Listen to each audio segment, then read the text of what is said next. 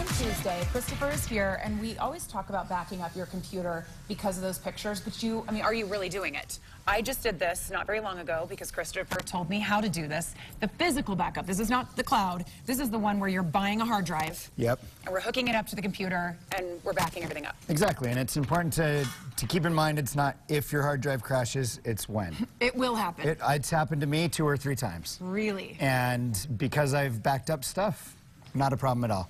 On that note, I want to make sure when you buy a hard drive, you buy 2. Because then you can back up your... Did you tell me to buy 2?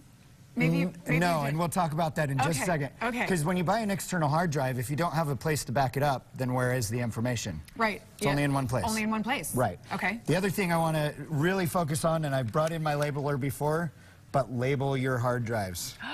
My friend Brian gave me a labeler last year. Which it's important to use. I totally So will label, use it. and then when you have that second one, label the second one the same name, but use backup at the end of the name.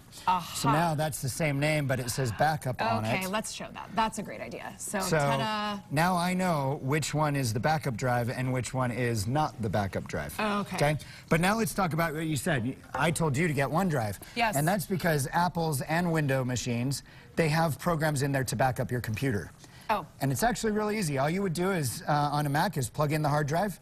And since it recognizes it's a new hard drive, Time Machine opens up and says, hey, do you want to use this as a backup for your computer? And you say yes. You say yes. The trick is, don't use that hard drive for anything else.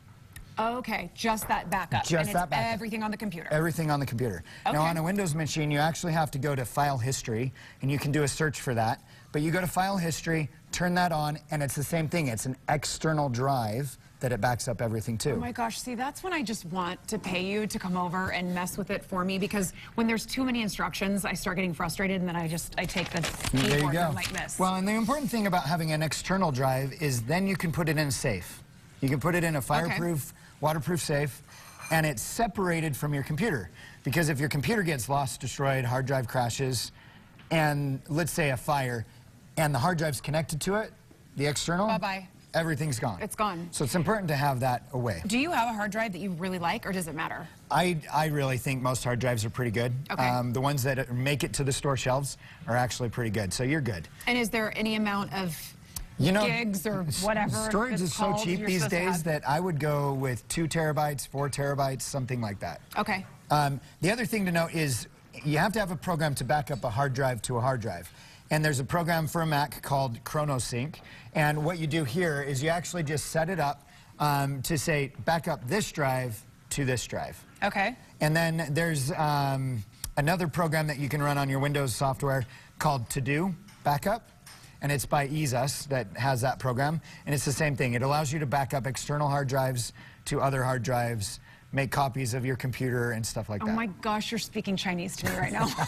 No, really, you have to do that part for me, but I know there are people out there who know what you're talking about. Well, and the important thing is there are tutorials online. I'm actually going to be posting some videos on my TechLifeCoach.com. I like it when you do that, because then I follow the video. Yeah, and then you can actually go through each of those software products, or Time Machine on a Mac, or Backup History on a Windows machine, and follow along and do it yourself. Christopher, how often should I be backing up? I say the more you use your computer, the more you should back up. Because the more work you do, the more that is on there that's not backed up. Does it back up all my music too?